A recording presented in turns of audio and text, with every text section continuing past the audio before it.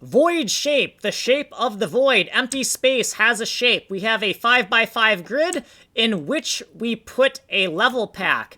And that 5x5 grid is within a bigger 3x3 grid of level packs. This is the level pack where you always are. When you move from this level to this room, we copy all the data from here, we put it here, and then we teleport the user from this coordinate to this coordinate, doing a jump cut with the camera.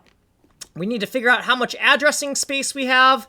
10 bits is the minimum we need to render things with flat colors. We're going to use 23 bits to avoid loss from converting back and forth between floating point.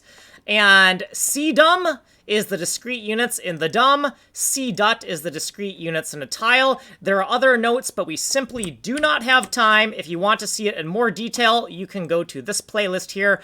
Email me here, source code here. Later.